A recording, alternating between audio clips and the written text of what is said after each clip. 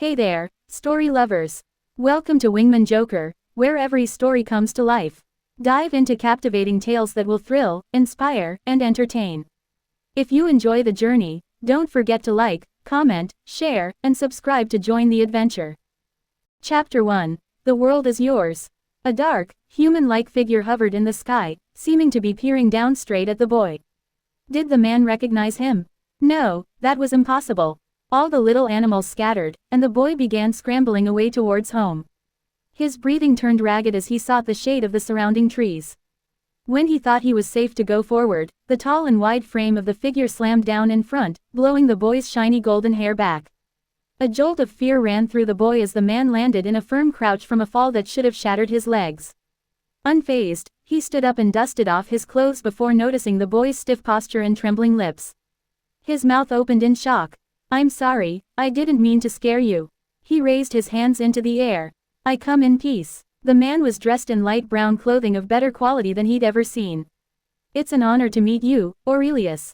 I'm Gabriel, a subordinate of your father." Aurelius' vibrant blue eyes opened wider, his pupils dilating despite the light of day. "My father? Is he here? Is my father with you?"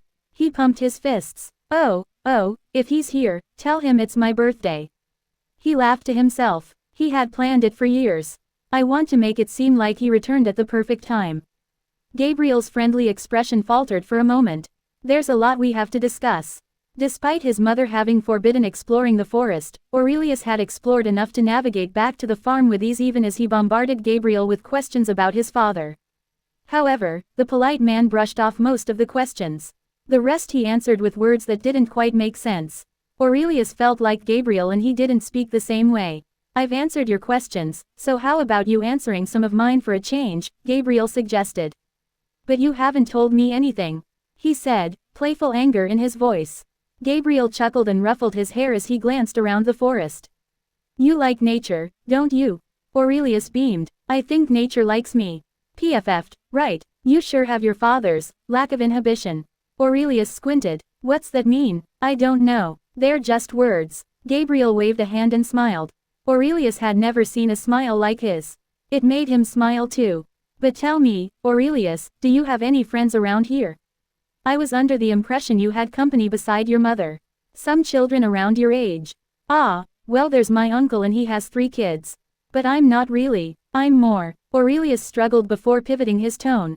"We play around. Sometimes. Often, actually. We're friends." Gabriel let the silence linger and Aurelius felt a pang of guilt. "Did something happen?" he asked. Aurelius looked around and mumbled something. "Wait a second, I think we're going in the..." Gabriel grabbed his shoulder. "Did something happen?" Aurelius turned to look up at him. "You can tell me." Aurelius shook. "It's okay. It's resolved. We're family." "What is?" "Well, we were playing and I did something wrong and..." He gestured with his hands. His arm went in the wrong direction. "It's still not healed. But once it's fine we can all play again, so it's resolved." Gabriel frowned. "Aurelius, has your mother told you about Essence?" "About what?" "Ah, don't worry about it." Gabriel rubbed Aurelius' shoulder and assured him, "Just know you did nothing wrong. It'll all be okay." "Okay," Aurelius said with an uncertain nod. Gabriel's face suddenly his eyes shifting as he stood up. "Aurelius, I think your mother wants to see you." Aurelius turned around, and in the distance before a large cottage, he saw his mother's eyes, wrinkled and teary. "What is?" he thought. As Gabriel walked past, Aurelius ran up behind him and asked what was going on. Gabriel just walked ahead. Then he saw his mother's hard expression. They were both like statues. Aurelius ran to his mother and clung to her, asking her the same question. She just caressed his cheek. "Why is nobody saying anything?" he thought in a panic, just this once wanting for his mother to wag her finger and swear if he went into that forest one more time. "Aurelius, go inside," his mother said sharply. Aurelius furrowed his brows and looked at Gabriel who seemed to agree. "Is this about my father?" Aurelius asked. Gabriel nodded. "Then I'll stay." Gabriel glanced at Aurelius' mother before turning his gaze to the ground and kneeling. "The truth is, I have failed you," he said, his voice breaking and his words filling the air with something heavy. "What?" Aurelius turned to his mother. "What's he talking about?" Gabriel looked at him with sad eyes that smile had hidden. "Your father, Aurelius, my commander, 106 days ago, he passed away." Aurelius, feet stuck to the ground. He was being pulled in. Sucked into the depths. He wanted to move, to lash out, but he couldn't. It was his father's friend. The one who joked and laughed with him just now. He stared at the man, his empty eyes starting to turn red as he refused to blink. Then he saw it. He was a traitor. It was a trap. He launched himself at the man as a scream that sounded like it came from afar left his mouth. "Mom, run, I'll hold him." He attempted to tackle the man, but as Gabriel stuck in place, he wrestled his way to Gabriel's torso and tried twisting the man. He looked back. His mother was still there. "Go, Mom, go." His voice turned weaker as he exerted all his force to no avail. "Come on, go down. Or try hurt me. Just try it," he thought as he squeezed his arms around the man as hard as he could. If the man hit him or flung him, it meant Aurelius was right. He was there to hurt them. That's why he lied. But when nothing happened, he looked up. And when he saw Gabriel's tears, his strength faded and he broke. His face twisting as his lips quivered and his hands shook. "Don't cry. Strong people don't cry," he thought, but when the first tears came, there was no stopping it. Soon he sobbed with his face against Gabriel's chest and the hold had turned into a hug. It was already evening when Aurelius sat against the frame of his bed in the V-shaped attic. His eyes were red and tired. As he stared at his mother's bed opposite his own. He had been sent away to his room as the adults talked downstairs. There was no sound coming from there, though. Maybe they were just sitting around a table and staring at each other. Uncle didn't like him. Mother had barely said anything since he came. There was a sound and Aurelius turned his head. Gabriel walked up the stairs with his head down. Then he came into the room and sat down, leaning against his mother's bed. Aurelius wanted to snap at him. Tell him he had no right to touch his mother's bed. But he saw the pain in the man's eyes. And more than that, he was haunted. It was like there were 100 ghosts at his back. As they looked at each other there with pained expressions not sure what to feel, Aurelius wished for the first time that he would never have met Gabriel at all. "I'm sorry for the way I acted." Gabriel paused and took his gaze away from Aurelius and directed it at his feet. "I wasn't sure how I was supposed to tell you. Ares was my commander, but he was also like a father. In a way, you and I are like brothers." He looked up at Aurelius and smiled faintly. Aurelius' mouth twitched randomly, still unsure what he was feeling. "When will you leave?" Aurelius asked. "I will depart immediately if you so wish," Gabriel responded firmly. "But I was thinking I could teach you first. You know the incident with your cousin. I can help you make sure that you will never hurt anyone like that again. I will help you control that power, and with it, you can even help others. You can be like your father." Aurelius opened his eyes wider, their vibrancy returning. "Really?" Gabriel smiled and nodded. "Really?" He moved forward and went to a knee, putting a hand on Aurelius' chest. "You are a very special person, Aurelius. Never restrict yourself. The possibilities for you are infinite. Always remember that." He put a hand on Aurelius' knee and Aurelius' heart was filled. And then he spoke those words. "The world is yours." So much time had passed since, but those words still echoed in Aurelius' mind as he watched bits of his 16-year-old self reflected in the beauty in his grasp. In the middle of his tensed hand, streaks rippled around a ball of essence that gave off a faint glow. The ball wasn't very large and barely managed to keep its existence at times, but it was mesmerizing nonetheless. When he let his hand loosen, the ball disappeared. Then he took out his gray notebook and jotted something down as he sat on a rock in the forest. Close-range essence usage. No progress. Then he looked over the other categories. Long-range essence usage, reinforcement, enhancement, and defensive essence usage abilities had all started to stagnate almost a year ago. Now his progress was just pathetic. Aurelius breathed out slowly and rubbed his forehead. Harder and harder until he lashed out, squeezing his hand into a fist and pumping it 3 times before hitting the rock he was sitting on. His sitting position was compromised when the rock crumbled, sending him stumbling off to the side. He grumbled as he dusted off his clothes. He had done everything, reviewing the advice Gabriel had given him during the months he lived with him. However, he was stuck. With the fundamentals down, his progress had died down. Trying to better his setups without a teacher was like stumbling in the dark. And of course, Gabriel had refused to give him advice too far off into the future because he would have started skipping steps. In other words, there was no escaping this slump. Unless. No, his mother answered as she devoted her attention to the stew she was cooking. "Please, just consider it," Aurelius begged. "I have considered it, and my answer is no. Aurelius stood from his seat and walked over to her. Listen, we can't stay here. We can't keep living like. Can't you understand that we have a better life waiting for us? She kept her eyes on the pot. Where? A world away in the great Zalfarian Empire. TCH. Gabriel left 4 years ago and you still can't get him out of your head. Then she turned. Aurelius, we are here because your father thought it best. Aurelius shook his head. No, he wouldn't have wanted this. He's the hero of Zalfari. If we go there, they'll welcome us and, he stopped when his mother glared at him. The last thing your father would have wanted was for you to go to Zalfari. He fought for that nation so that you wouldn't have to. Aurelius bit his tongue, smart enough to know what was right, but too stupid to say it in a way that was undeniable. Then not Zalfari. We can go elsewhere, somewhere I can put my skills to use. Help people, and help us. He gently grasped her mother's shoulders. She shook him off, her face hardening. Stop it. The answer is no. I won't put what we have here at risk for what is, out there. She pointed her finger disdainfully and put her attention back on the food. What we have here? Aurelius thought, his eyes narrowing. What we have here is a chance for you to die working the fields and me becoming a useless failure. I have no friends, no property, no community, no purpose. Nobody wants me here except for you. So what do I have here? He returned from his thoughts as his mother looked at him like she disapproved of the thoughts he'd had. It truly felt like she could see all the dark thoughts in his mind he covered up with shame. If she really could see them, of course, she would think him unfit to continue his father's legacy. Then she brought her hand up and patted him on the head with a slight smile. I'm sorry that you're unsatisfied. I know you have dreams. But life isn't what you think. Often our dreams take us to our nightmares. Aurelius opened his mouth, but no words came. Was he wrong to want to follow his heart? Was it so selfish? He didn't know, so he didn't argue against his mother. He nodded and turned away, heading for the back door of the cottage. Then the back door opened and a man came inside. When he noticed Aurelius, he gave a smile to mask the spite he held for Aurelius. Good morning, Aurelius said with a nod. Is it? You haven't destroyed more of my land, have you? Aurelius gave an affirmative sound as he walked past, only to be stopped as the man grabbed his arm. When did you grow to be so rude as to not even answer your uncle? He asked. Aurelius looked to the side and down, a dark thought passing through his head.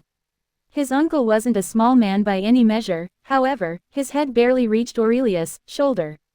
I'm sorry, I thought I did. His uncle laughed at the word. TCH. He shook his head and patted Aurelius on the shoulder.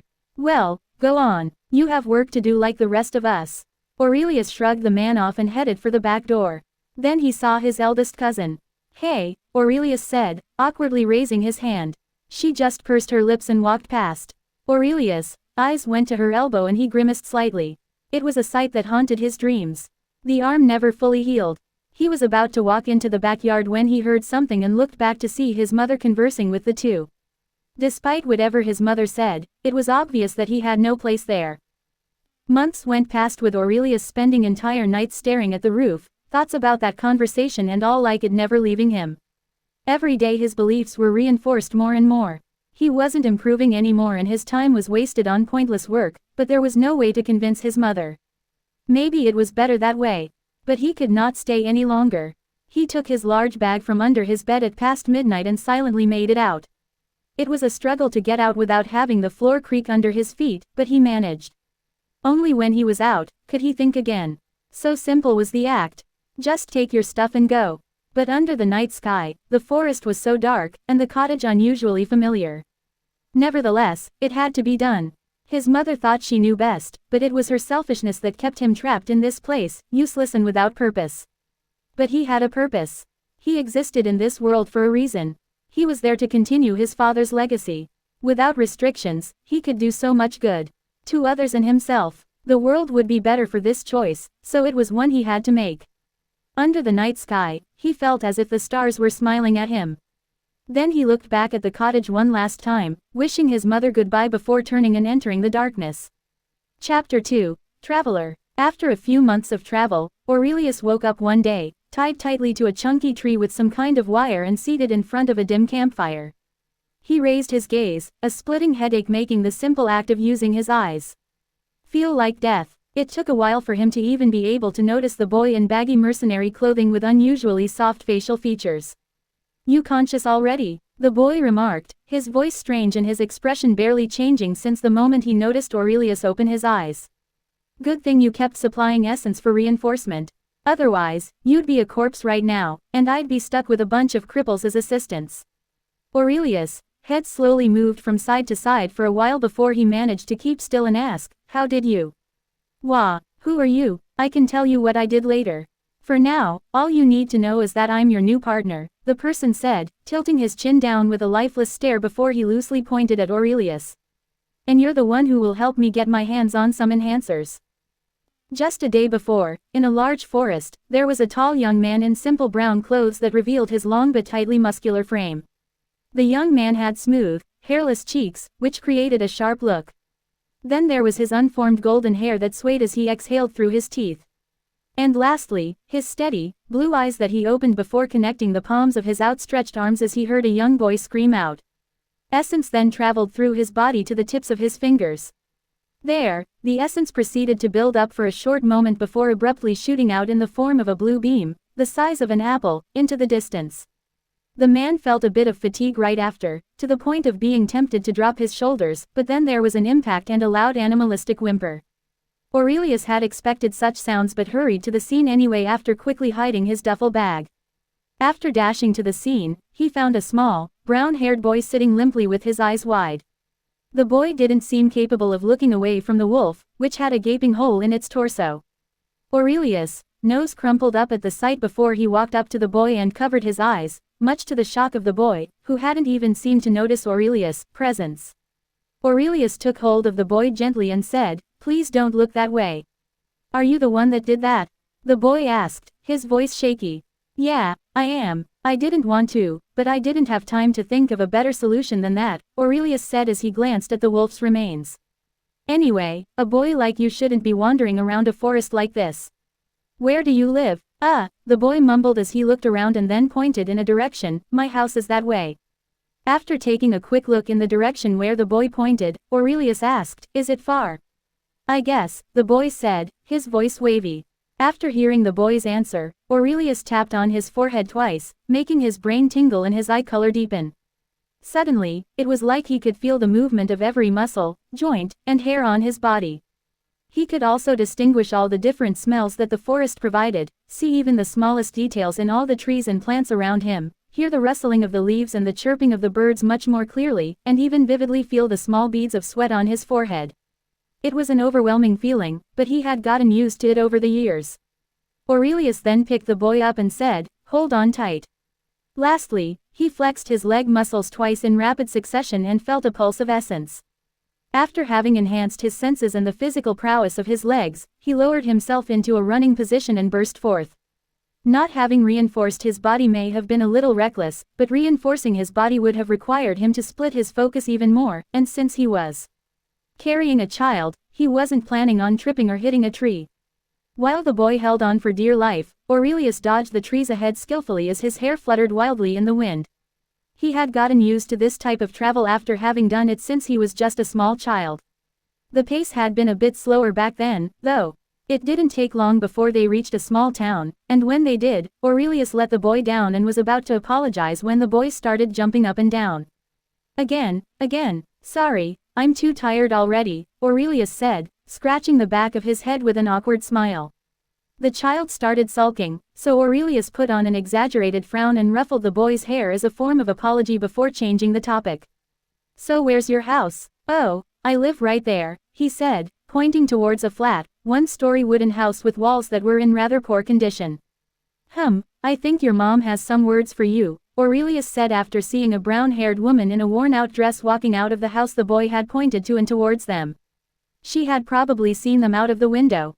"Well, it's time for you to meet your maker," Aurelius said with a slight smile, all too familiar with the scene. "Lucas, how many times have I forbidden you from going into the forest?" the woman yelled as he strode toward them menacingly. "I know, I'm sorry," Lucas apologized with his head lowered. Straightforward approach. Interesting, Aurelius noted inwardly with a nod. Then the woman bowed her head to Aurelius and said, "Thank you for bringing my son home." "Ah, don't worry, it was no trouble," Aurelius said with a wave of his hand but then got a little more serious. There are some lone wolves in these forests, so I hope you're a little stricter in the future. Lucas watched with horror as he was betrayed by his hero, and his mother's expression grew worse by the second. Lucas, go to your room. Now, the woman yelled, her face red with anger as she furiously pointed towards the house. Aurelius watched with pursed lips as Lucas ran inside the house before turning back to the woman in front of him. I'll be going now as well. Ah, would you like some food? You can take it as a thank you for saving my son, the woman offered generously. I don't need any kind of reward. I'm just happy to help, Aurelius said with a soft smile.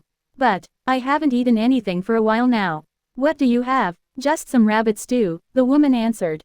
Aurelius, shoulders dropped. Sorry, but I don't eat rabbit, he said. What kind of man doesn't eat rabbit? The woman asked, seemingly in awe. Oh, I just don't eat anything besides predatory animals. I don't think it's right to kill animals that aren't causing any trouble. Well, aren't you a saint?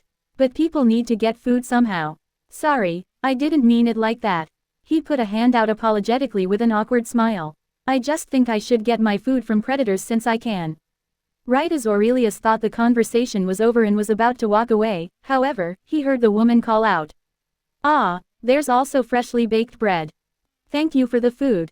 I'll be continuing on my travels now. Oh, and tell Lucas that I'm sorry, Aurelius said with a wave before exiting Lucas's house. It was pretty late already.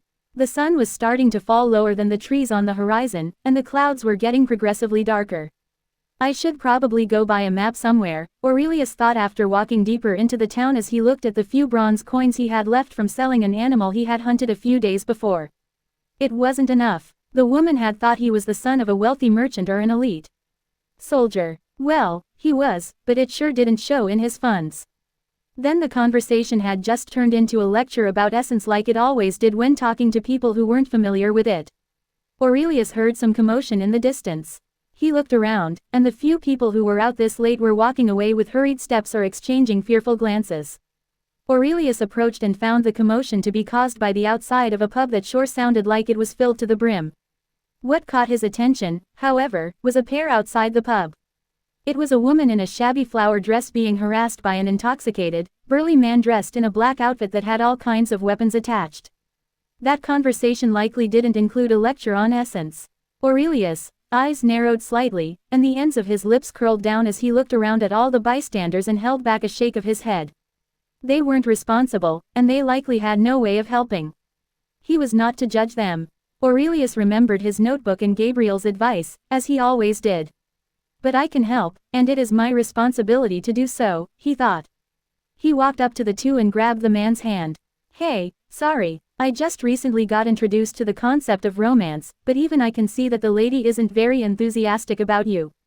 Maybe you should try your luck with another one.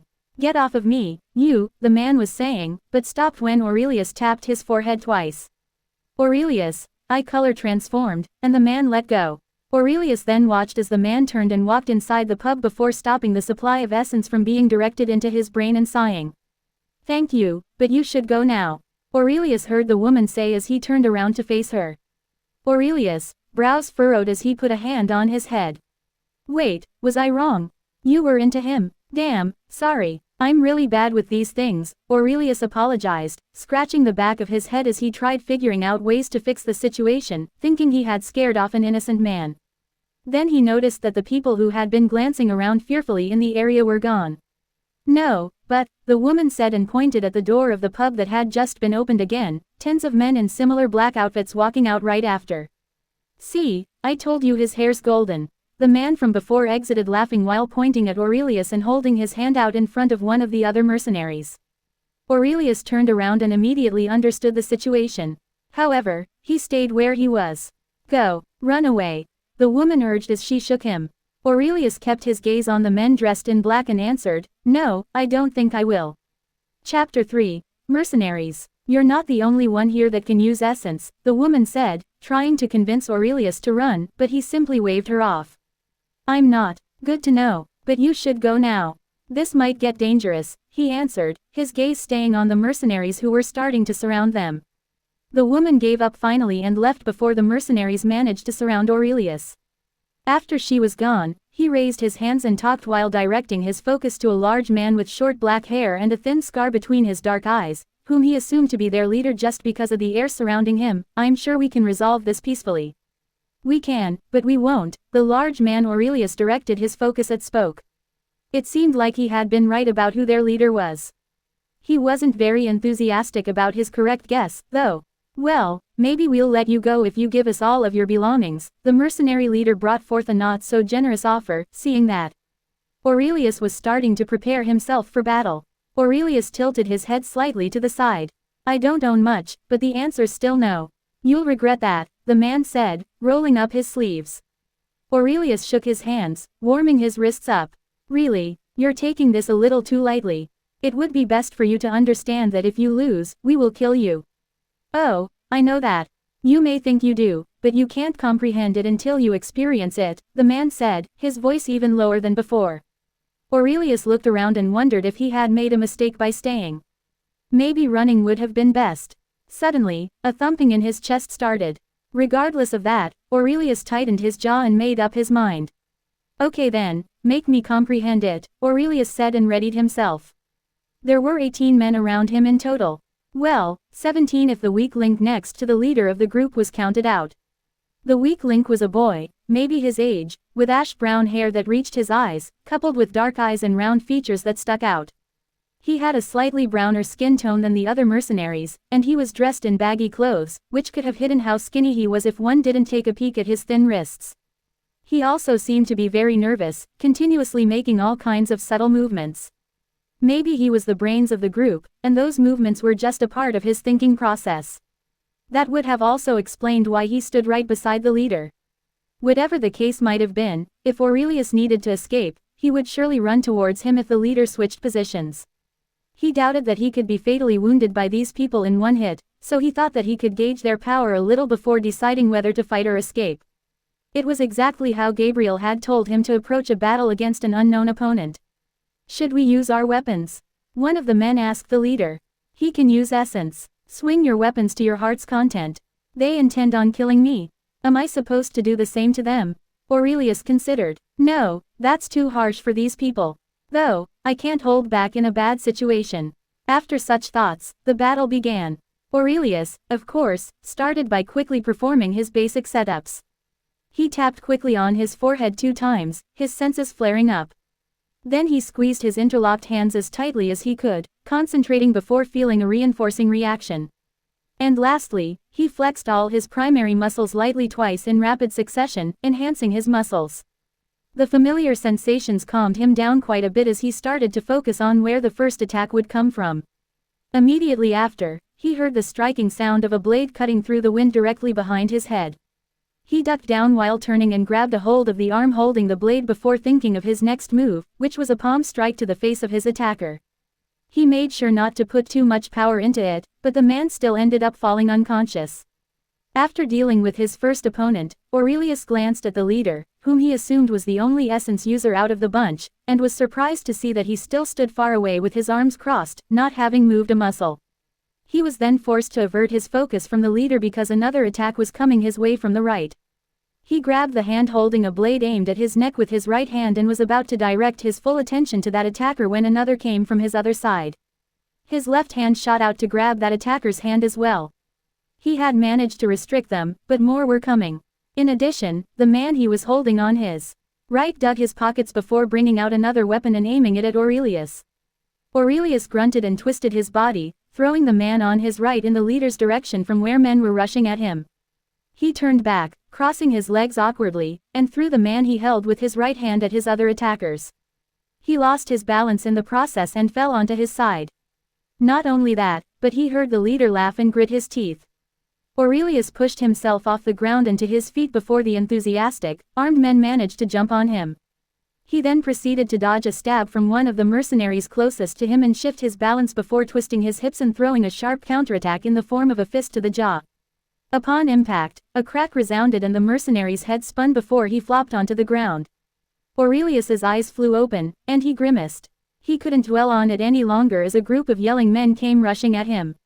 He could have run at that moment, but he put on a stern face and rushed forward. Aurelius didn't cross his feet once afterward, and not doing so became much easier as the number of conscious mercenaries was reduced to the single digits.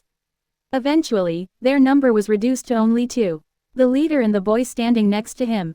Was your strategy just to drain my essence by making me fight these people first? It doesn't seem like a very good strategy. I'm not drained at all, and I'm certain your men don't appreciate being used as cheap pawns, Aurelius said, his still, deep blue eyes directed at the leader. His breathing was getting uneven. Truth be told, he was a bit drained. Maintaining double enhancement and reinforcement for a while was no easy feat. The leader gave a small chuckle and then answered, the point wasn't only to drain you. It was just to see how you fight. I also couldn't care less about my men. We're mercenaries. We do what we have to assure our victory.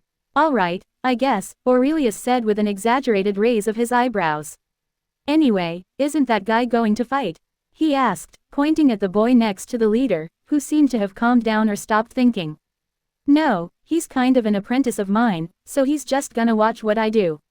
An essence user? Aurelius pried. Yeah, the leader answered simply. Oh, so maybe he was just excited to see what I could do. Was he disappointed? Aurelius thought, seeing that the boy's hands were no longer twitching. Well, that's that. Let's fight, Aurelius said, consciously raising the amount of essence being supplied for his reinforcement and muscular enhancement, feeling the effects immediately. The leader huffed a little before tapping on his temple quickly and just once, causing his eyes to go fully black, and squeezing his right hand. Aurelius could sense that the man's right hand radiated essence. The essence in the man's right hand then spread throughout his body. Aurelius's breath started running short as he looked at the man. The mercenary leader seemed to be better with setups than him. He still stood his ground, however, since he remembered Gabriel saying something along the lines of, setups tell you about the time someone has put into practicing setups. How hard one hits or how fast one moves is the actual tell when it comes to someone's battle prowess. In addition, the man's essence usage was rough. He didn't seem fully aware of how to channel essence. Otherwise, Aurelius might not have even been able to sense anything after his setup was complete. Once the leader was done with his setups, he wasted no words and rushed at Aurelius. His movements were faster than any Aurelius had seen in the past few years. Even the smallest animals didn't move at that pace. In just a second, they were suddenly face to face. Aurelius hadn't even fully processed what had happened. This wasn't like the battle with those other mercenaries. He couldn't simply calculate his moves while dodging. Against an opponent with similar speed, everything he did had to come from instinct. There was no room for thought, and any mistake could be fatal. Aurelius quickly leapt backward, attempting to create space, but the leader simply leapt forward, and they were in the same extremely uncomfortable situation again. The leader grunted and punched downward. It was a strike that Aurelius could easily dodge, and he did exactly so. Then the punch connected with the ground, creating a tremendous sound. The ground beneath Aurelius shook, and while he struggled to regain balance, the leader launched at him and aimed a punch at his midsection. Aurelius was unable to dodge the blow in time and ended up simply trying to reduce damage by blocking with his forearms. He ended up getting launched for tens of meters and only stopped when he hit a tree and got the wind knocked out of him. He raised his gaze while trying to catch his breath, only to see the leader in the air about to land on top of him. He realized the right move instantly and stopped trying to catch his breath. Then he closed his eyes for a split second, during which he cut off the supply of essence to his brain, muscles, and bones, shutting off his enhancements and reinforcement. He inhaled, cold sweat running down his face and into his mouth, spreading a taste of salt. Finally, he extended his arms and put his palms together, pointing the tips of his fingers at the man flying through the air towards him with his hands above his head, ready to strike. Aurelius wasn't sure he would survive the encounter, but at that moment, he accepted whatever fate had in store for him and stayed still. Suddenly, the leader's eyes flew open, and his smile disappeared. Then, as a beam of essence shot out of Aurelius' hands, the leader twisted his body in a panic and managed to evade the beam just barely before clumsily landing on the ground in front of Aurelius. The leader rose to his feet, and Aurelius did the same after coughing a few times. Then they took their stances once again, with Aurelius being the one doing the setups this time. The leader exhaled with a devilish grin before springing into action before Aurelius had finished his setups. Unfortunately for him, he wasn't quite fast enough. He had probably assumed Aurelius would complete the same set of setups as earlier, but that was the flaw with observing someone's actions and expecting to know everything. There were always variables in a battle. Aurelius was aware of his limited time and scrambled through the setups, but he realized he didn't have time and looked up to see the leader aiming a possibly lethal strike at his head. At that moment, he neglected reinforcement. There was no time for calculation. It was all instinct, as it should be. He lowered his body to the right, spreading his stance and dodging the leader's attack with the help of his enhanced senses and the speed that enhancement provided. Then, because the leader had likely been sure of the success of his attack, he wasn't ready for a counterattack that came in the form of a palm strike loaded from Aurelius' low one-side dominant stance, from where he pushed with all his power, transferring his momentum to the leader's left side ribs. There was a crack, and saliva flew from the leader's mouth as he was launched diagonally upward in the direction of the forest. Aurelius didn't watch and admire his feat that had launched a grown man capable of essence use into the air even higher than the trees, however. Instead, he reinforced his body. Before taking a couple of running steps and jumping after the leader. He had seen how jumping in an arc could go wrong, so instead of that, he aimed his body like a projectile and shot off directly after the leader. The leader was still conscious and mobile, but he could do very little as he flew through the air as a target. His apparent lack of prowess in other types of essence usage besides reinforcement and enhancements meant all he could do was focus on reinforcing his body while he waited for what was to come. The wind rushed past Aurelius' airborne figure, and as he got closer and closer to his target, he stopped the supply of essence to his senses and loaded up an attack he was conflicted about using. He tightened the joints in his hand in a half-closed position, streaks of essence starting to gather into a sphere shape as he imagined what it would do to the man. It was likely that the hit wouldn't kill him since he was doing it while he was maintaining enhancement and reinforcement, but that was certainly a possibility since he didn't seem to be good at defensive essence usage and was trying to simply endure the blow with reinforcement. He cursed how he had jumped into the air so thoughtlessly as if running wasn't an option. Why had he felt the urgency to end the fight? He had created enough distance to end the fight just by walking away. Was that still possible? It was, wasn't it? His time to think ended once he reached a distance where he could land a hit on the man. He had made his decision. The streaks in his right hand grew weaker, and he grabbed a hold of the man, who then shivered before taking a peek at Aurelius from behind his guard. Right then, he remembered something Gabriel had told him when he taught him about battle for the first time. He hadn't even gotten his notebook at that time and hadn't written it down. Right, this guy was right, Aurelius thought as he looked at the helpless man below him. I just couldn't understand it before I experienced it. Look, Aurelius, Gabriel had said with a serious look in his eyes. Killing intent reflects, so if there's ever a situation where you have to fight. For example, if some bad people come to your home and threaten your family, you'll maybe have to kill those people, but don't do it for the wrong reason. Don't get swept up by the atmosphere. After you win, you should calm down and think the situation through. Never kill a person needlessly. Aurelius smiled after the memory popped up in his mind and loosened his grip on the man. Then he said with a loud voice that he hoped the man could hear even with all the noise the surrounding wind made, "You helped me see something new. Thanks for the fight." Then he brought his knees to his chest, and with his legs, he pushed himself off of the man. The man plummeted into some trees below, and Aurelius flew just far enough back to land on his feet outside the forest. He turned around to look at all the mercenaries lying on the ground. Some were unconscious, others were visibly conscious but seemingly too afraid to move. Then he looked at the boy he had determined to be their weak link, and he made his hand into a fist a couple of times to see how hurt his hand was. "Don't worry, your master is alive. Thank you for sparing him," the boy said with a deep bow. "It's nothing. Thanks for the fight," Aurelius said with a wave as he turned his back. He needed to go get his duffel bag before it got too dark. Otherwise, he would need to stay here, and that option didn't seem great. As he was walking, there was a sound from behind him. It was a mix of a thump and the sound of a shoe scratching against little rocks on the ground. It was like the sound of an enhanced human exploding towards something. Towards him, but he hadn't sensed any essence usage.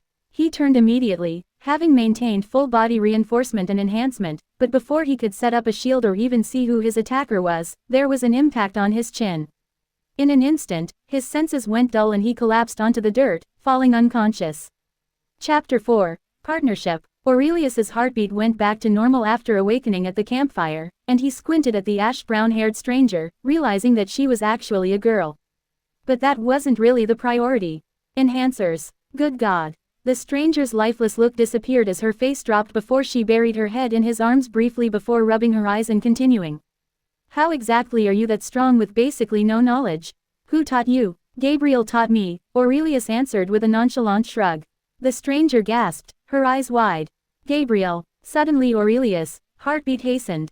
You know Gabriel? Is he famous here? The stranger's upper lip curled into a sneer as she leaned forward. No, she said, shaking her head with disappointment.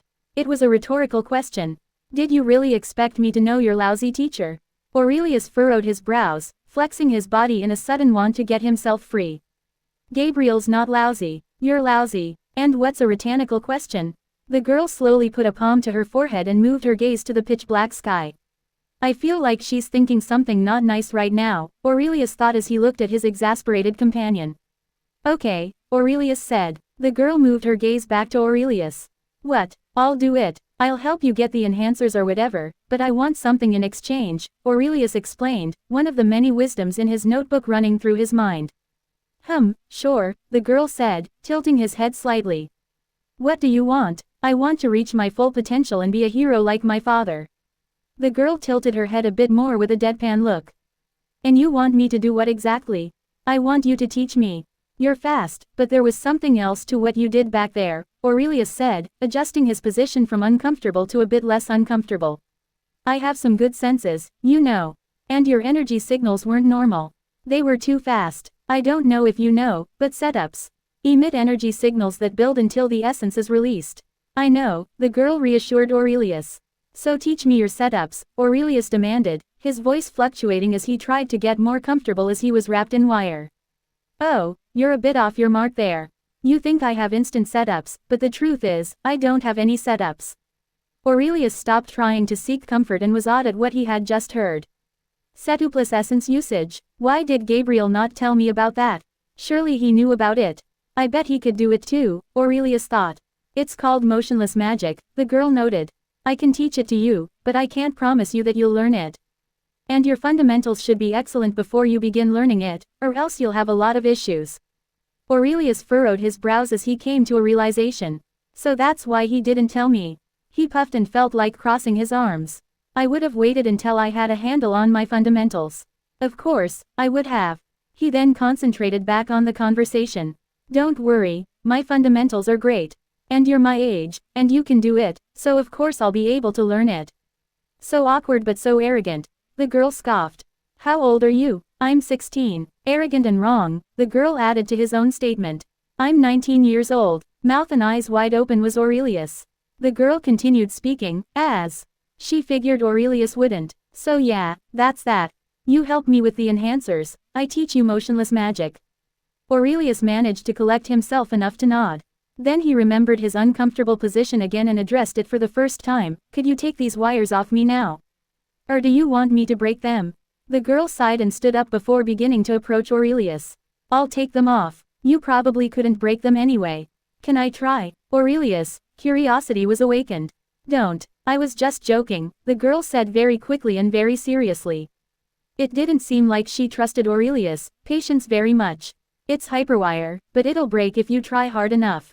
Depends on how good you're at compression, the girl explained as he removed the wire. Compression, Aurelius asked about the foreign term. The girl stopped for a second to show Aurelius. She put her hand out and flexed her fingers, which were curled up halfway. The joints in her skinny hands became even more apparent as they popped out as if wanting to squeeze through the skin and flee her body. Then streaks of blue light appeared, and a sphere of compressed essence appeared at the streaks, meeting point at the center of his palm. Compression, as in this, the girl said before relaxing his hand, letting the streaks fade away. Oh, you mean close-range combat essence usage. Aurelius nodded with a smile of realization. The girl sighed and got back to work with removing the wires. Yeah, whatever. Oh, now that we're on the topic of names, what's yours? I'm Cade, the girl said with some trouble as he worked with the wire. You're a girl, right? So why were you with mercenaries? And why were they with you? I thought mercenaries were exclusive or something. I needed some help, or fodder. And yeah, mercenaries are some A-grade pieces of shit, so I pretend to be a guy. Pretty good at it too, though doesn't take much to fool those dumb bastards. Well, it's good to meet you, Cade. I'm Aurelius, Aurelius said, having to look over his shoulder to see Cade. You northerners really like long, overly complicated names, don't you? Cade spoke monotonously as he kept his focus on the matter before him. Hey, there's nothing wrong with my name. Aurelius took Cade's comment to heart. My father was the one who gave it to me. He's Zalfarian. Is your father that Gabriel you mentioned? No, Gabriel's Gabriel. Cade raised her brows. Ah, right, but why hasn't your father taught you if he's your hero? He's not just my hero. He's a hero, and he hasn't been able to. You don't know him, do you? Aurelius jolted. I know my own father. Whatever you say, Cade said exasperatedly. So anyway, you're from the West, then. What are you doing on this side of the great ocean? Cade kept the conversation going naturally. No, I've lived in the Thropes for all my life. My mother is from there. Oh, a child of a Zalfarian and someone from the Thropes, huh? How did that happen? Aurelius had no real explanation and looked around the dark forest a bit before coming up with something to say. My father just wanted to see the world and found my mother. What about you? Cade stopped for a few seconds again to think of an answer. Mercrest. Lived there my whole life. My father was a soldier, and he helped me learn motionless magic when I was 12. He died a few years later. My mother got sick and followed soon after. I'm sorry about that, but, Aurelius, face twisted, at 12, I was, gifted, Cade answered and got back to work. So about these enhancers. Right, they're a kind of miracle drug. They're the blood from the hearts of cursed beasts. Huh, where did you think you'd find one of those? Even Gabriel told me he had never seen one with his own eyes. The cloud-piercing mountains. Isn't that a long way away? It's not as far as the maps would have you believe. It'll take 5 days at most, and besides, a long journey is good for you, isn't it? More time for you to train under me before we separate. Aurelius turned as best he could to face Cade. But I was planning to go to Mercrest too. Wouldn't it be better to go together? Cade took the time to look back at Aurelius and make herself clear. Look, I only wanted you as my partner because fighting beasts is easier with someone and because you just so happen to beat my former partners. But I can help you with other stuff too, as long as you help me with motionless magic. I don't need your help outside of this, and besides, people who are around me too much always end up dead. That's because out of all the people I've ever known, I'm the strongest, but I can't protect others. You'll surely learn that one day as well, Cade said, and there was a sound of the wire rubbing against itself as Aurelius was freed and Cade gathered the wire into a portable shape. But we could do a lot of good together. I've heard of how corrupt Mercrest is and some Newman organization that's responsible and I'll stop it. Cade shook her head. You have no idea what you're dealing with.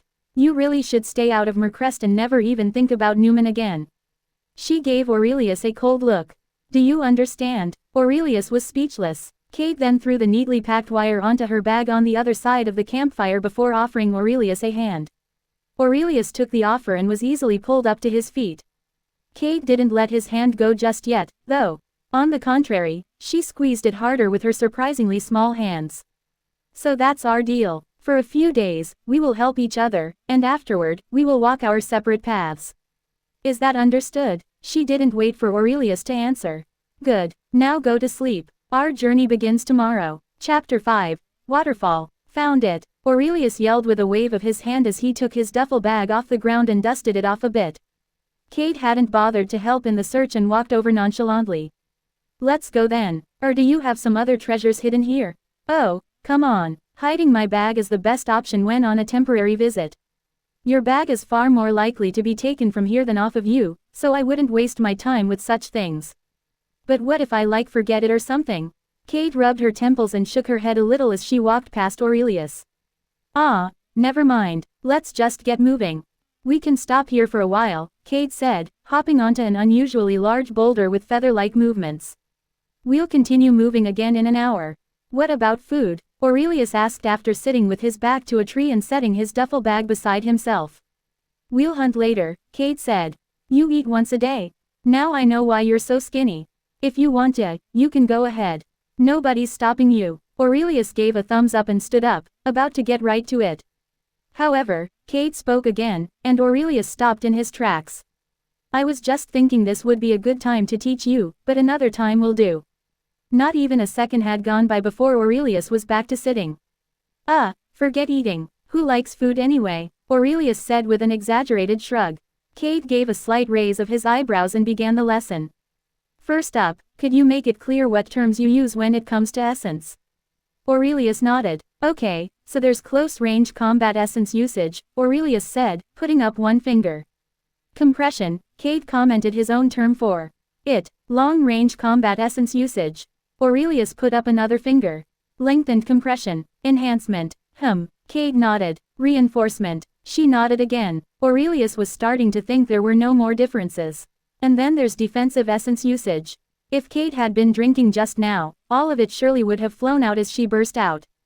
What? Aurelius was pretty sure he saw some snot fly out of her nose. What's wrong? Aurelius asked, his brows furrowed.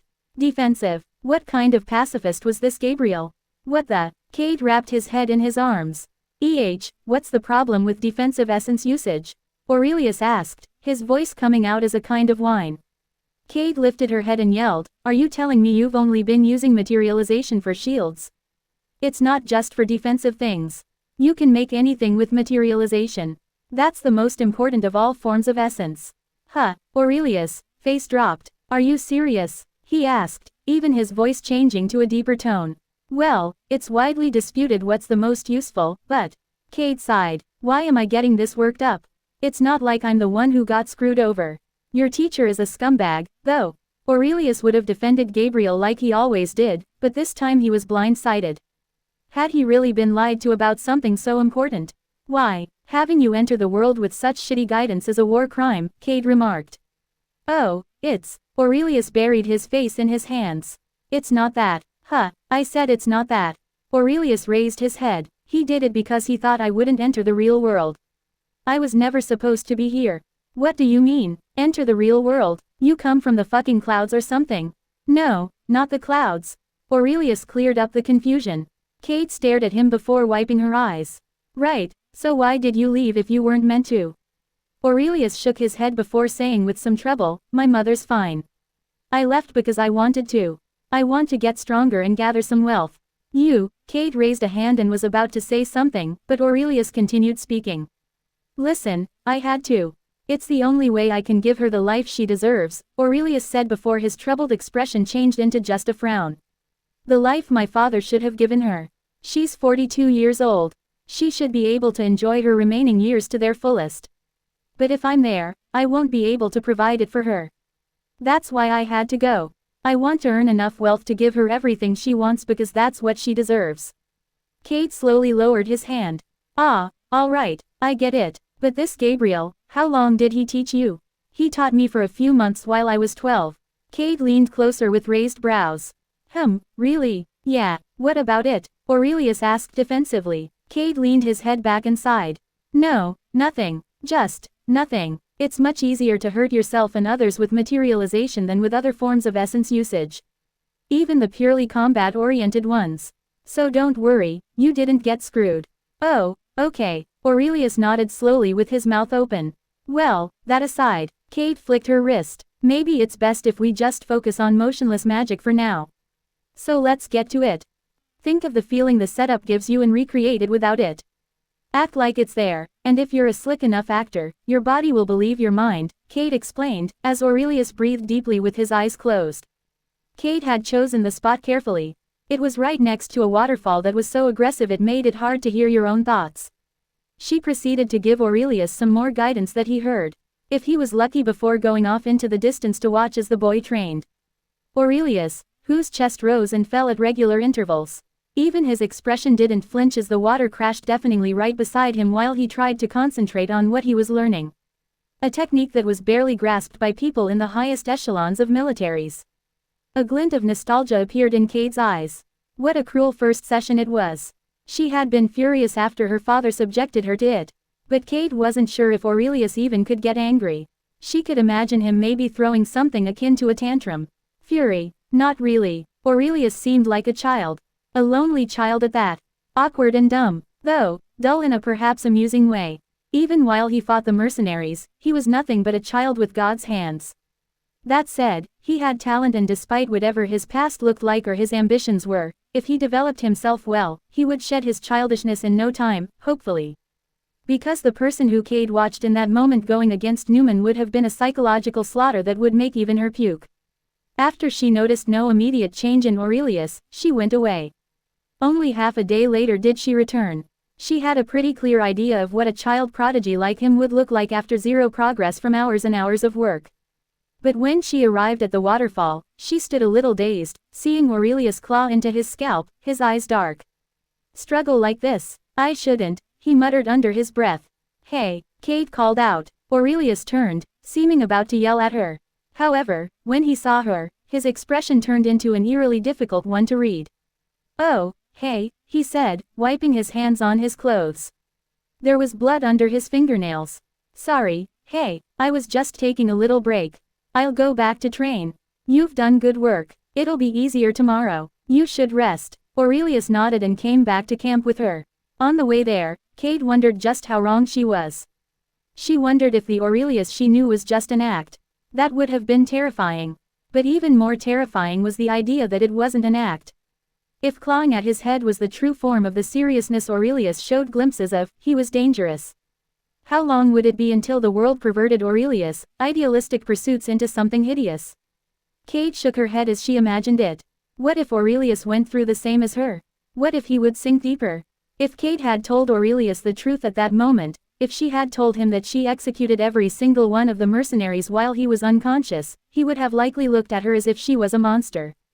But in fact, he had the potential to be so much worse. Trained for a few months at 12 and self-taught afterward. Already, he was something the world might have never seen before. The simple truth was nobody who acted like a maniac from frustration at failing something impossible should have had gifts like his.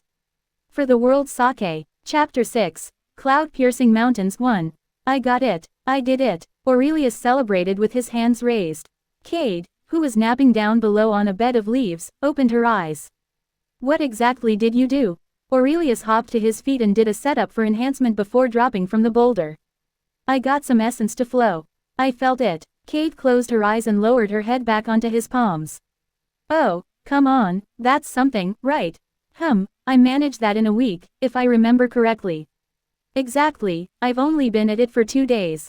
Kate opened one eye. The 12-year-old me. TCH. Aurelius dropped his shoulders and turned away. I'm just messing with you, Kate said with a smile. You're on a good path. Just keep working hard, and you'll be able to do it in battle in a year, maybe. Aurelius turned to look back and smiled. I'll do it in a couple of months. Kate laid back down. Keep dreaming, son. Aurelius snorted before hopping back up onto the boulder and sitting down to continue his practice. Wakey wakey. Kate's pleasant voice assaulted Aurelius' ears as he felt a shoe push his side. Arg, I'm awake. Aurelius grunted before doing a series of stretches on his back that made it look like he was having a convulsion.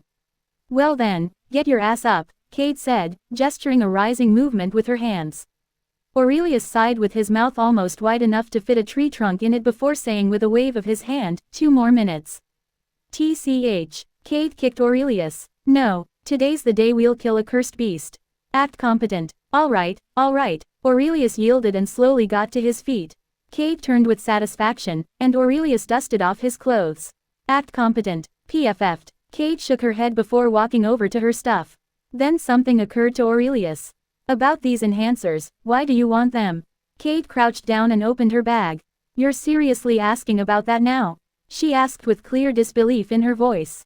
Well, my mind has been on this motionless magic thing, you know, Aurelius rationalized. So, can you tell me? Are you an addict? No, nothing like that, Kate said, turning to look Aurelius in the eyes. Enhancers are a kind of booster for essence usage. They aren't like cigarettes or something. She tilted his head and gazed at the light gray, pillowy clouds. But some do get addicted. To the power, that is. They can help me get stronger? Aurelius asked, optimism clouding his eyes. Kate brought her gaze back to Aurelius, her eyes suddenly dark. No, they can help you get a one-time feeling of superiority before leading you to a miserable death. That's what they did to my father, at least. I've never tried, never will. Aurelius gulped, the hope in his eyes gone. Ah, okay, sorry, but to answer your question, I'm after them for money, Kate said, turning back to her bag and starting to dig through it. Miracle drugs squeezed out of the heart of a cursed beast go for a lot, as you can probably imagine. Is there anything you need it for?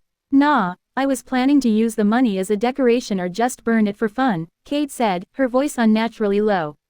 She then zipped her bag up and threw it onto her shoulder before turning to Aurelius again.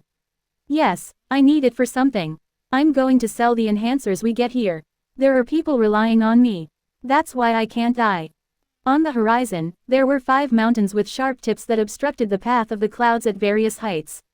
The mountains were of dark gray stone. There was barely any greenery in sight. Aurelius wiped some sweat off his forehead and stopped running. Kate only noticed after having gone far ahead and turned around with her hands raised on her sides. Aurelius motioned for him to come back, and Kate let her hands fall before beginning to walk back. What is it? Are you tired? Kate asked after entering talking range. I just figured it would be good to rest before we start battling, Aurelius explained. We won't fight for a while. Kate rubbed her forehead. You know, we have to find the beast that lives here first. Find? But aren't cursed beasts known for being aggressive? Cursed beasts just get that kind of reputation because they need to kill a lot to become cursed, but when they reach that state, they get what they want and settle down. Being a cursed beast is kind of like the ideal afterlife for a beast. Huh, Aurelius' mouth was wide. Are you saying a beast becomes a cursed beast? All I was taught about cursed beasts is that they are able to use essence with more versatility than beasts. Well, it's not like you'd have to know any of this if you don't plan on trying to kill one, so your teacher probably didn't think it was necessary to educate you about them, Kate said, scratching the side of her neck. You don't really need to know more than that, either. Just be ready for anything. They're a really unpredictable bunch. Yeah, Aurelius nodded, and they started heading towards the mountains again. They never talked as they ran since it wasn't very practical, which always irritated Aurelius, who was overflowing with curiosity, but now that they were walking, Aurelius couldn't really think of anything to ask. Eventually, he got a hold of a good question. Hey, Cade, who is the strongest person you know? Me, she answered simply. But outside of you, nobody, not even anyone you've heard of. Like in history. Cade paused. Well, of course, there's the soldier of God, but even you know about him. Aurelius' eyes flew open with excitement. Who is that? Cade looked at Aurelius with a look that seemed to communicate genuine concern. Seriously, she sighed before looking back at Aurelius and opening her mouth. Her eyes then widened, and nothing came out of her mouth. What is it? Nothing. She waved a hand. So, about the soldier of God. His real name is Solomon. He was the hero of a nation in the West that's now a part of Lundkirk. Some say he was like a one-man army, but suddenly, he just disappeared and left his home to be taken. Lundkirk. Well, it's not like one man could do anything about an empire. But how do you know that if it's on the other side of the Great Ocean? My father told me. I never liked history much, but I was always eager to listen to my father, and he had a lot of stories about him. A lot of people in Mercrest are immigrants from Solomon's nation, so he's respected over there. Aurelius looked down with his lips slightly pursed before looking back at Cade. Oh, but how did he get so strong? And what about the nickname?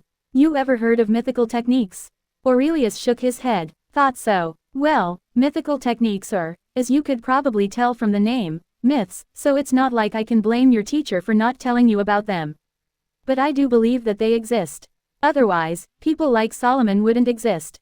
So what about these techniques is so mythical? Are they just really strong? Cade squinted. Well, kind of, but not really. I see, Aurelius thought with his hand on his chin. Cade thought for a moment and then opened her mouth again.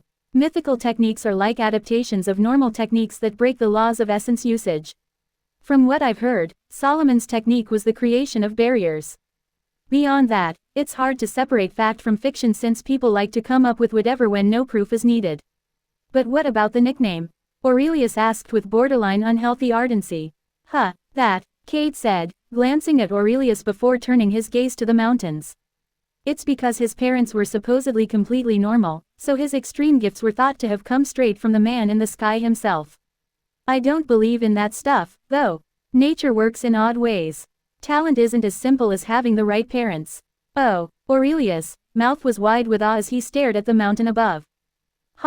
That's right, you're right. He had to go, to run, pursue further. He took his bag off and threw it into Cade's hands before performing a simple series of setups and launching into a sprint. Essence rushed into his legs as he ran like he had never before. There were no obstacles between him and the heights anymore. If Solomon was able to become known as one of the strongest without special parents, I can surely become one of them too, Aurelius thought, pushing his lace further, his eyes beginning to water, his mouth beginning to dry, and his breathing becoming ragged as he rushed headfirst into the rocky landscape and ran up the sharp angles of the cliff face, launching himself tens of meters with each step. I'll work harder than anyone and become the strongest. Just like Gabriel said, he was free of everything. No tether could touch him as he moved at such a pace. Sometimes his feet were on the verge of slipping, but he had no fear. His body was reinforced, and his senses were sharp enough to prevent any fall from becoming too steep. Eventually, his pace started to slow, but by then, he no longer had any ground to cover. Just like that, he was on the mountaintop. He felt a need to lean his hands on his knees and calm his breathing. However, he stood tall, embracing the burn in his lungs, and he breathed the cold, fresh air. He looked down at a dot, which he assumed to be Cade. Aurelius wasn't sure what made him so sure, but in his mind, he could see Cade amused, smiling at the ridiculousness of his deeds. At that moment, some black birds flew past at a pace high enough to make a whistling sound. They grabbed Aurelius' attention, and for a while, he watched as they flew away with the wind that made his clothes flutter like mad. The sun was already starting to go down, painting the sky a bright orange color and tinting the fluffy and straight clouds alike with a rare shade of pink. Bliss. Aurelius chuckled for no particular reason. The chuckle then turned into full-fledged laughter. He then spread his arms, looked forward into the horizon, and roared an announcement so loud even trees and rocks could hear and perhaps even understand the intent behind his words: "The world is mine." Chapter 7. Cloud-piercing mountains 2. So what was the point in that? Cade asked right after Aurelius made his way down the mountain. Aurelius grinned, squinting his eyes so they almost looked completely shut. "I just felt like doing it." He was then startled by his own bag being thrown in his face. "Don't tire yourself out yet, dumbass." "Huh," Aurelius said, taking his bag and putting its strap around his shoulder. "But you said stamina wasn't that important right now, since we won't find that beast for a while." Cade walked past him without a glance and headed towards the mountains Aurelius had descended from. "I meant that it didn't matter if you took a couple more running steps. I didn't tell you to run up to the mountaintop just for the sake of it." Aurelius shrugged. "I'll be fine," he said, catching up to Cade. "After all, there are two of us and one of him." "Him, it's an it," Cade corrected. "The beast is not a person. Don't think of it as one. And don't rely on me. You're responsible for your own life." "Ah, yeah," Aurelius said with a wary smile. "So how are we going to find this thing? Do we just look from the mountaintops?" "Mountaintops? What makes you think that? Did you see something at the top? A beautiful scenery. The beast has reached its life goal, right? After you do that, you have nothing more to look forward to, so you just relax in a beautiful place somewhere. Isn't that what you would do?" "Oh," Aurelius could see Cade raise her brows slightly. "Well, that is what some people may do, but beasts usually seek a cozy place to rest. That's something closer to a cave than a mountaintop. But what's the point of just locking yourself in darkness after having achieved something so great?" Aurelius asked with a slight frown. Cade looked at Aurelius and then back at the mountain. "Sometimes when you achieve something great, you lose something valuable in the process, and suddenly, you start feeling a desire to go back to how things were. So even though a cursed beast has no rival in nature, it feels the need to dig itself into a cave to dwell in just to feel like a mere beast again. To feel like it's all back to how it was. What about you? After you get all the money to the people who rely on you, where will you go? The cave or the mountaintop?" Cade looked to the sky. "There will always be more people relying on me. Not that I dislike that. I'll carry all the weight I can. But when will you rest?" "Maybe someday. But for now, this is all I have," Cade answered, bringing her gaze back down and then to Aurelius. "What about you?" Well, after I fulfill my potential and get wealthy, I'll return home, get my mother and go live somewhere nice." "Where do you plan on finding that nice place in this world?" "Ah, well maybe, I know, Zalfari. I'll take us to Zalfari." Aurelius hadn't thought about things that far yet, so his heart was pounding with enthusiasm as he gave birth to such an idea. Cade was quick to shoot Aurelius' hopes down. "Zalfari has a history full of war." "Really? Not more than a place like Mercrest thought, right?" "Much more. But there's no war right now," Aurelius said. "Not that I've heard of, but then again, I'm not very knowledgeable about these things." "Well, I'll think about that after I reach that stage," Aurelius said and started looking around the mountains. "Now, about that cave. Oh, it should be in one of those mountains. At least my source says so." Someone saw a creature fly into the mountain and disappear. I couldn't get any more details than that, so we'll have to just look for a cave of some sort all over until we find it. Well then, let's get to it. It was beginning to get dark as the sun slowly hid itself behind the horizon. Aurelius and Cade had split up in the search for an entrance to a cave, but they weren't sure from which height they were to look, and the varying shapes of the mountains made it hard to tell the difference between caves and simple depressions. Aurelius sprinted hopefully for probably the 100th time, up to something he thought could be the entrance, only to be disappointed again as all he found was that the shadows were playing tricks on him. Then he was startled by a voice coming from behind. "Ray, how about we stop searching for today?" Aurelius turned to Cade, who was standing above him on a small cliff. "Ray, yeah, as in an acronym of Aurelius." "Oh, but what for? Yelling Aurelius in battle is a bit much." Aurelius scratched. "But are you sure about Ray?" "What about Ray's fine," Cade interrupted. "So about the cave, I think we should look for it tomorrow. It's already getting dark." Aurelius agreed and was about to cut off the essence being supplied to his brain, but he looked around one last time as he said, "Yeah, I guess that'll," he gasped. "Look there," Aurelius yelled, pointing at one of the mountaintops, before rushing off again. At first, it didn't seem like Cade was going to follow him, but before he knew it, she was running on his side. Eventually, they stopped close to what had looked like a cave from afar, which was just a few tens of meters below the sharp peak of the mountain. It was only after they got closer that they realized it was real. It was the real cave. Aurelius jumped up to it in a hurry to confirm it and was surprised to see that it went straight down. The cave was just a drop into the depths of the mountain. Cade came up as well and looked into the pitch-black darkness that the hole, with a diameter of about 3 meters, offered. He frowned and sighed before crouching down to pick up a rock and throwing it into the hole. There was no sound of it hitting anything. "This is going to be a long day, Ray," Cade remarked, emphasizing the nickname. Aurelius believed her. Then a faint blue glow appeared for just a split second, and right as Aurelius and Cade both turned their heads to the hole where the light had come from, an ear-piercing screech came from behind. No, from both sides. It was everywhere. The pair turned around and looked around with their backs to the cave.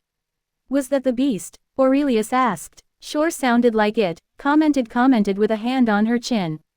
Then her eyes flew wide, and she turned to Aurelius, reaching out. "Get away from the entrance." Aurelius turned with his eyes wide and was about to interlock his hands.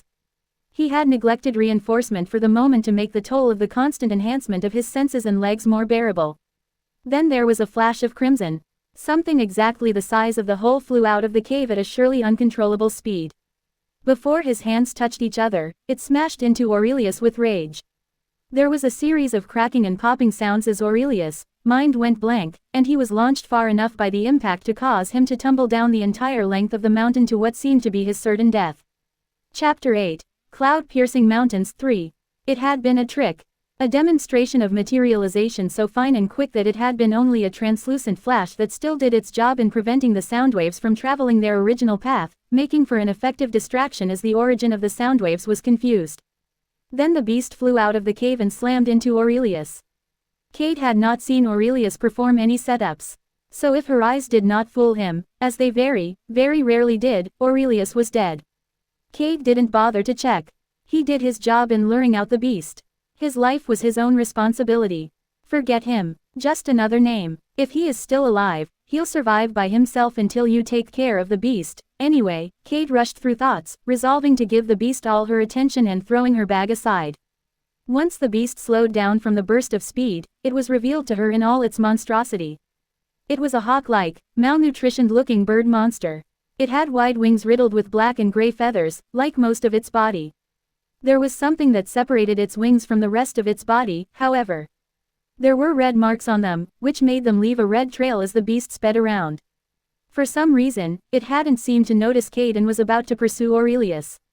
That's why Cade breathed in and took a stable stance before outstretching her arms and putting her hands together before a beam shot out. As expected, it was noticed and dodged by the beast. The goal hadn't been to hit it, though, it was just to attract its attention. At that, it had succeeded. The beast turned to Cade with an exaggerated movement of its wings, fixing its bloodshot, black eyes on her. Then it flapped its wings directly behind itself, launching at Cade with a sudden burst of speed. The beast seemed to have incredible agility and unorthodox speed that worked in large bursts. It also seemed to be fairly durable since it had such confidence that it launched itself at things with no regard for its own safety. Still, regardless of its durability, it should have known better than to act so recklessly. Cade made up her mind to make sure to teach it that. The beast enjoyed its rush of speed all the way up until Cade dodged out of its way and materialized a spike as the extension of her arm. And shoved it into the side of the beast. Dark red blood, diluted with some black substance, spurted out of the wound and onto Cade as she drew it all the way across the beast's tough hide. She couldn't do much damage, though, as the beast hit the wall of the mountain instead of her and started thrashing with its wings. It managed to slam one into Cade, flinging her off the platform. It then turned around to see what damage it had caused with the hard impact, only to see Cade unscathed, standing on a smooth, almost translucent light blue platform. Not only had she used lengthened compression, enhancement of both her body and senses, and materialization but also reinforcement. She wiped her sweat and some diluted blood off of her forehead with her sleeve before readying herself again. There was a limit on how long she could exert herself enough to fight a cursed beast with relative safety, so she had to end it fast. She rushed forward toward the idle beast, another platform materializing under her feet. The beast didn't wait to be attacked, however, and took action. It wasn't in its nature to act defensively, and Cade knew it. That's why she knew that once she jumped up and raised a materialized sword above her head, the beast would launch its usual dashing attack. The beast was very eager to test its beak's durability against her sword, but she wasn't really in it for her ego. She was in it to rip the beast's heart out and squeeze it dry. The beast's speed truly was in a league of its own with regard to all the individuals Cade had observed during her life. In an instant, the beak was almost about to hit Cade in the stomach. Cade outstretched one of her legs, touching the beast's beak lightly. She was immediately swept up by its speed. It was as expected. Cade turned a full flip's worth, all the while the materialized sword disappeared and streaks began orbiting around a ball of energy in her hand. Right when her flip was done, the beast was right below her, and without a shred of hesitation, Cade slammed the ball of energy into its back. There was a moment of silence or extreme sound. It was a mystery what really happened during such compression. Everyone had their theories. Well, almost everybody. Cade didn't really care. Pondering the sound phenomena behind extreme compression was, in her opinion, a waste of time. All that mattered was the damage done.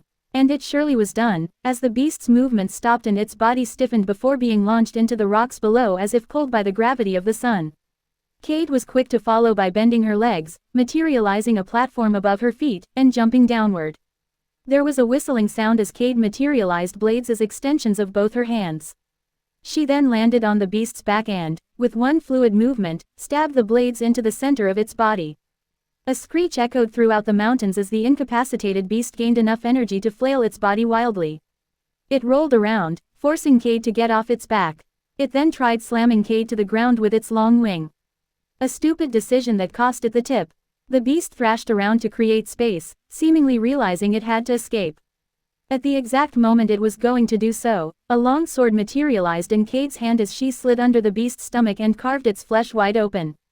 She couldn't do it for long, though, as the beast entered the air with a flap of its wings, and with another flapping motion, it was already far away. Despite its injuries, the beast somehow maintained its speed and ability to burst forth. Cade looked on with her teeth clenched as she let the long sword fade from existence and took a stance for lengthened compression. She closed her eyes and breathed. All of this for nothing. Never. She opened her eyes and watched as the beast flew far away, its speed unusually stable. The ball of energy, slightly smaller than an apple, happened to contain all the essence Cade could muster. It wasn't anything special, though. It didn't guarantee victory just by hitting. The beam had to go through the beast's brain or heart to do damage, and annihilating the heart was out of the question, so only one target remained. There was a split second of tremendous pressure before a thundering vacuum sound assaulted Cade's ears. Then all that gathered essence found its place in the world and shot off with a single purpose. The beam flew hundreds and hundreds of meters in mere moments, disregarding any external influences as it pierced through the air to make its way to the beast's brain. There was no way for Cade to know if the beast was aware of the beam, so she had simply made an educated guess on the beast's state of mind and assumed it would keep flying forward mindlessly with the simple goal of getting as far as possible. Then all that remained was to approximate the moment its head and the beam would meet based on its stable speed. As the two got closer, Cade smiled. She could already see the beam perforating the beast's brain and it falling limply to the ground. When the beam and the beast looked to be just a few meters from each other, however, Cade's face dropped as the beast initiated a burst of speed. Cade's veins popped out as she readied herself for what was inevitably a futile effort. She focused on her legs and took off sprinting.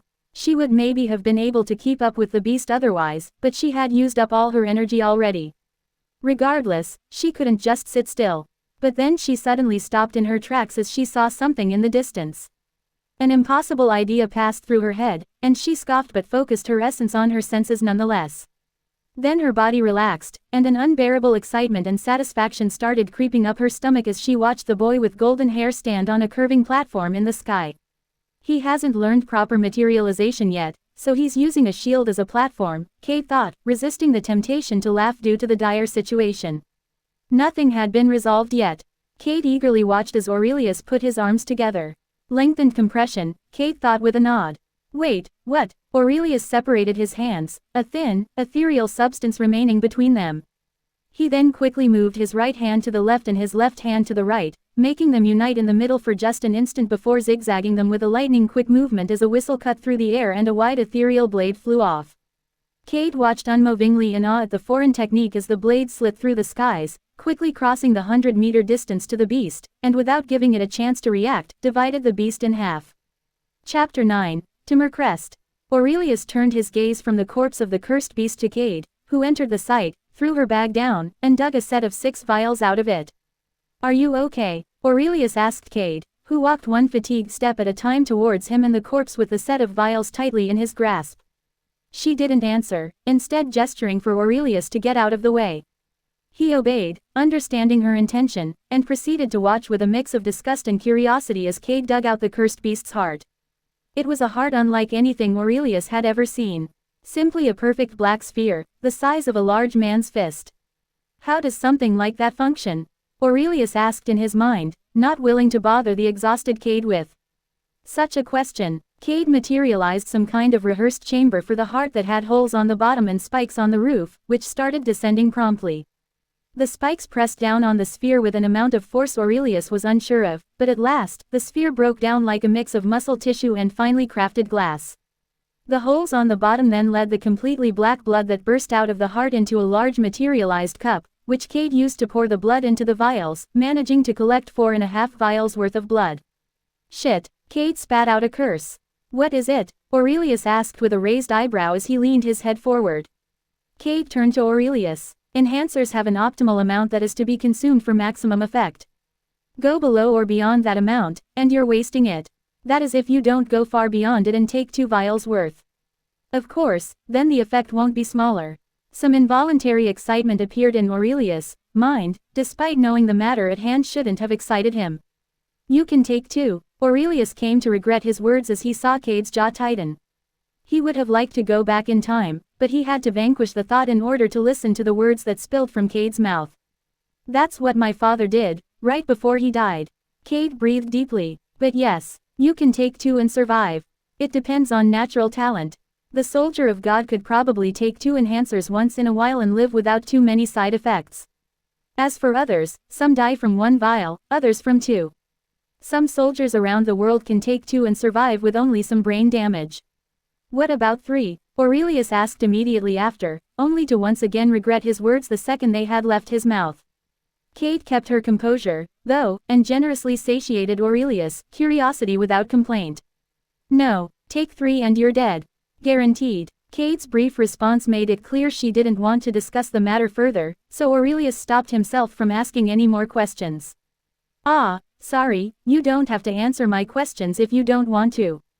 Cade waved a hand and went to sit down with her back to a tree. Don't worry about it, I understand your curiosity. Besides, you've done more than enough to earn the right to ask questions. Cade's gaze softened slightly, and she bowed her head. Thank you. Without your help, I would have been in a very bad position. Aurelius opened his mouth and waved his hands in front of him. Oh, no, no. I wasn't much help at all. You did all the work while I was immobilized straight off the bat. It sounded like you broke a bone or something when that thing hit you. Are you okay? Oh, yeah, I'm fine, Aurelius said, stretching from side to side with his hands up. My back is just a bit, he groaned and fell down from a spike of pain. Hey, just take it easy. Try not to exert yourself in the near future. It'll probably heal before you get to Mercrest, so just be careful on your way there. Cade looked down at her feet for a while before bringing her head up and smiling slightly. The smile didn't last, as Cade's expression turned into something Aurelius couldn't comprehend. "Ah, well, anyway," Cade said, and she was about to follow up with something, but then she froze, and her eyes went wide. "How did you do it? How did you survive the beast's first hit? I didn't see you do any setup before the hit. Did you have reinforcement on?" "Ah, about that." Aurelius scratched his head. "I just remember waking up at the base of the mountain and seeing you fight. I don't know exactly what I did." Cade gasped. "Try motionless reinforcement." "Wah, now," Cade said, snapping her fingers with unprecedented intensity in her eyes. Okay, Aurelius said, not fully understanding Cade's intentions, but trusting her anyway. He closed his eyes and tried to simulate the feeling of grasping his hands together and flexing in order to send the impulse up to his brain. Then some essence was freed to flow in his body. Aurelius let out a small laugh, which he could hear as Cade dragged his foot forward on the ground. However, shortly after, the essence dispersed, leading to nowhere, exactly like before. He opened his eyes and dropped his shoulders with a sigh. Then he was greeted with the unusual sight of Cade pressed up against the tree behind her as if trying to escape inside the tree. Cade went back to normal quickly after seeing Aurelius open his eyes with disappointment, though. "Wait, you thought I unlocked motionless magic in just 3 days, didn't you?"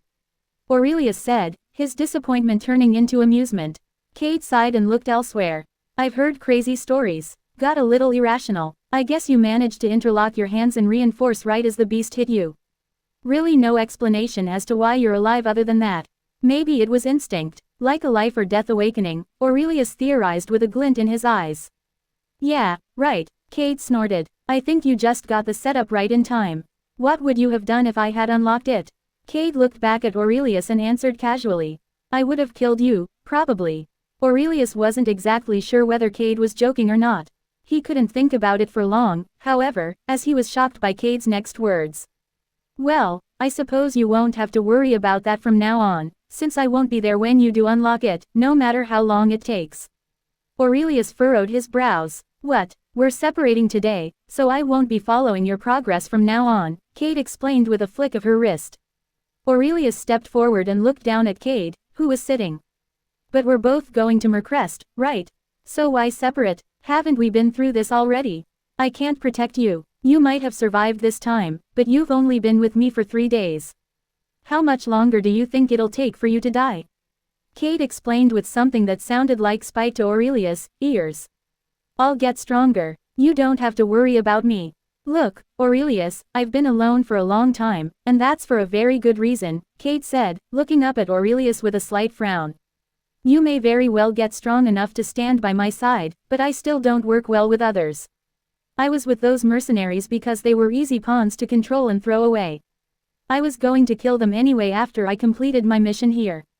You're different from them." Aurelius, expression twisted with repulsion. "You were going to kill all of them?" "Yes, exactly. They were scum who deserved to die." "Were?" Aurelius, voice shook. Cade sighed. "What do you think happened after I knocked you out?" Aurelius stepped back, and Cade continued talking. "That's right, I'm a ruthless murderer. You don't want to be longtime partners with someone like me." Aurelius gulped. Well, Gabriel would have probably done the same. I may not agree with your actions, but I can't say you're a bad person because of them. Those mercenaries were bad people, after all." Cade rubbed her eyes with a shake of her head and sighed again. "Look, I promise I'll take care of myself," Aurelius interrupted. "Oh, and I'll help you as long as you teach me more. Think about it, you needed me to get those enhancers, right?" Aurelius walked forward with a look of determination before extending his hand. "I have people relying on me too, so I can't die either." Cade gazed into Aurelius' eyes and hesitated a few times before slowly raising his right hand and grasping Aurelius' hand tightly. Aurelius pulled him up, and they proceeded to stand face to face silently for a while, both peering into the other's eyes intently. Cade then opened his mouth. "I'll think about it. On our way to Mercrest." Aurelius smiled at the word, "R." "That's a promise." Cade nodded solemnly. "That it is." In the south, where lay the heart of Mercrest, Asalot, there was a towering castle. The castle resembled a church with its high-roofed rooms, crystal lamps, and rich wall paintings. It used to belong to the royal family, but after the execution of kings, ownership of the castle transferred to the nation. Or so the population thought, except for a select few who knew exactly what inhabited the place. Within the castle, in a large room with dark walls decorated with crimson patterns, a young man's legs lie crossed on an unnecessarily wide wooden table that could be described as a masterpiece of craftsmanship. The man's skin was a light brown shade, and he rolled a rough bronze coin around in his fingers with his other hand in a fist supporting his cheek as he sat in a chair akin to a throne with his eyes barely staying open. But the coin suddenly came to a stop as the man twitched, as if waking up from a trance. "What is it?" A vexed female voice resonated in the room, seemingly coming from nowhere in particular. The man on the throne-like chair gave a faint smile before opening his silver eyes wider and tilting his head slightly, making his auburn hair shift out of the way of his sight. "I feel like something interesting is on its way." The owner of the vexed voice suddenly emerged from the shadows. The woman wore a dark cloak and a simple, purely white mask, accented by straight and shiny purple hair that leaked from the sides of her mask. "Something destructive?" she asked, suddenly curious about the matter, even though there was no other evidence for it than the man's obscure words. The man's smile grew into a grin as he answered, "I don't know. Probably. And even if not naturally, I'll make it so. That's a promise. To me." The man chuckled. No, not to you." He looked at the bronze coin in his hand, and his expression gradually grew unusually grave, and a glint of nostalgia appeared in his eyes. "To that boy in the dark, dirty alley." Chapter 10. The Slums. "So, what's the plan when we go to Mercrest?" Aurelius asked after they packed up and began to walk, leaving the cloud-piercing mountains behind. Kate kept her gaze forward. "I'll sell the enhancers and give the money to those who depend on me." "What then?" "Not sure. You said you wanted to do good, right? We can probably get some more jobs and spread the profits to those in need." "But what about the corruption in Mercrest?" "That's the reason I'm heading there in the first place. To destroy Newman." Kate turned to her side. "You're serious about that?" "Of course I am. They're evil and shouldn't just be allowed to exist. We should do something about that since we're able to." Aurelius said like it was obvious. "You think we're capable of destroying the most heinous criminal organization in the entire world?" "Aurelius, Newman has ties to almost all major businesses that there are in Mercrest. It's developed past something that plagues Mercrest. Newman is Mercrest. Okay, well, maybe not destroy. But fight against." Kate tilted her head with narrow eyes. "With what?" "The people of Mercrest." We can get more money and help the people of Mercrest. Then we can get them on our side and make a difference in those election things they have there, right?" "It isn't that simple. Explain it to me, then." "I don't care how complicated it is. I'm here to help people." "Aren't you?" "Explain what?" "The entirety of Mercrest's political landscape?" Kate asked, glancing at Aurelius. He nodded enthusiastically. Kate laughed, but then saw Aurelius' serious expression and looked to the sky. "Oh, what the hell?" Close to the northmost border of Mercrest, there was a dirty place. It was one of the cities of the poor. Such places in Mercrest were denied a proper identity and simply went by the name of the slums. Through said slums, there was a large stream of water that flowed through the middle, which made it necessary for a bridge to unite the two halves of the city. Under the beginning of the bridge, there was a platform typically used for fishing. One particular, not very eye-catching youth, liked that place a lot. Instead of a fishing rod, however, he held a cigarette. The youth was the owner of a set of well-fitting dark clothes that hugged his skinny frame. He had a pair of narrow, dark eyes, which were coupled with disheveled black hair that seemed to have been attempted to style into a side part but given up on halfway through. The young man brought his fingers up to his face before lowering his wrists back to the rusty railing in front of him. Then he opened his mouth, and smoke rose up into the cold, dark sky. The young man looked at the cigarette in between his fingers, or rather, what was left of it. He sighed and flicked the stump into the stream of water that seemed almost pitch black before pulling out a box from his pocket and opening it with his thumb. The box was empty. "Didn't I buy this one today?" he thought with a mix of annoyance and amusement before turning around and throwing the box into the stream as well. Whatever. The young man walked through the slums, the locals walking past like he didn't exist, giving him a poorly hidden look of disgust, or making brief eye contact before beginning to hurry their steps. What a wonderful community the slums had. Before long, he made it back to his shabby residence, where a woman, subpar on the attractiveness scale, greeted him with a smile. "A fine evening today, isn't it, Balgare?" No, I feel like shit, the young man answered right before making his way into the staircase. The woman said something from behind him, but he didn't care to listen and hopped up the stairs quickly before entering his room on the third floor. Straight after entering, Balgair lay down on the single low-quality, wooden bed with a mattress as comfortable as a hairy spider crawling on your opened eyes. The next day, things seemed as usual, with Balgair up on the roofs of the slums and his prey filling the streets. There was nothing special in sight for a long time, however. Balgair was looking for a catch that would last him a few months, not a few days. What he needed was some rich idiot, confident enough to move with only a guard or two. That's when a blonde woman dressed in a silver-colored dress showed herself. Alongside her, there was a young man dressed in a neat gray suit. Is he the guard? Balgair thought, his eyes moving back and forth between the woman's handbag and the man beside her. Well, I really hope there's something in there, he thought before standing up and covering the lower part of his face with a half mask. He then performed a series of setups and jumped down from the roof, landing right in front of the pair walking through the streets in broad daylight. The man immediately pushed the woman back and performed a quick setup that led to him materializing a sword as he rushed towards Balgair. Balgair wasn't surprised and pinched the tips of his thumbs and index fingers together before bringing them together and drawing them off of one another, revealing a kind of ethereal wire. He then wrapped the wire around the man's blade, trapping the only method of attack his incompetent, knightly ass was most likely capable of. The rest was easy, with him simply kicking the guard in the stomach, sending him flying into a crowd of shocked people before snatching the fine bag out of the woman's hand, giving her a wink in return. Balgair then put his sense enhancement and reinforcement on mini supply and focused his essence usage on the enhancement of his muscles before jumping over the crowd that had formed around them and speeding out of sight. He proceeded to coordinate through the maze that was the city's architecture. Surely the one who designed this shit had to be doing at least some type of narcotics. A hidden smile rested on Balgair's lips, and he passed through alleys and streets, the illumination varying with each leap. His plan had worked smoothly. All he had to do now was make sure nobody could have followed him.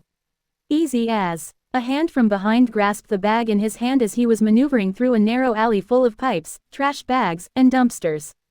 He instinctively grasped the bag tighter, making his forward momentum disappear as he was yanked by the bag. How did the guard catch up? Balgair thought in shock as he amplified his mini supplies, balancing his essence usage. Then a prickling sensation went through his body, followed by a cold sweat not long afterward. Let go of the bag.